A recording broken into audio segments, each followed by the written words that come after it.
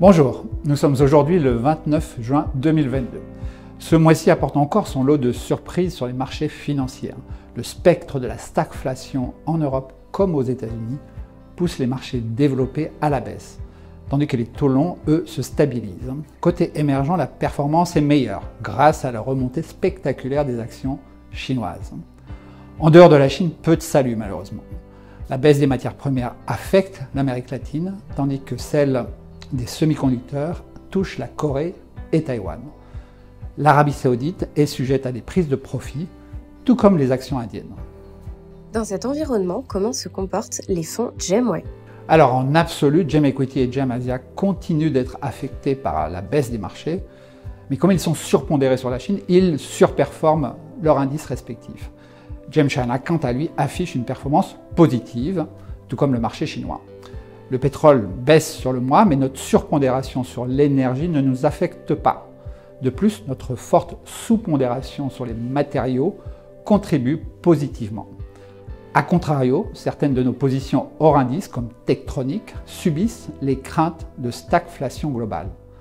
Dans ce contexte, nos actifs restent stables et s'élèvent aujourd'hui à 1,3 milliard d'euros. La Chine est le seul marché à afficher une performance positive en juin. Que s'y passe-t-il?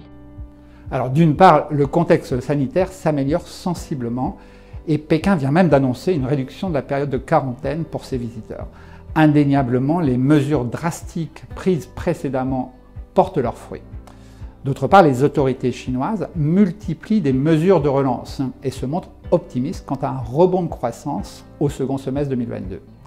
Ainsi, le sentiment des investisseurs locaux s'améliore sensiblement, ce qui se traduit par de fortes hausses sur les actions A, cotées à Shanghai et à Shenzhen. Dans ce contexte, comment sont positionnés les fonds GEM-Way?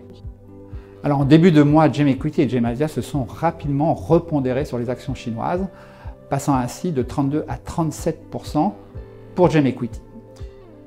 En Chine, nous privilégions surtout les actions A, 17% du portefeuille, ainsi que les titres e-commerce Internet qui représentent, eux, 16% du portefeuille. Ailleurs, peu de changements. L'Arabie saoudite et l'Inde restent privilégiés aux dépens de la Corée et de Taïwan. Au niveau sectoriel, nous privilégions toujours l'énergie, les industriels et la consommation durable. À l'occasion de nos 10 ans, nous vous remercions pour votre fidélité.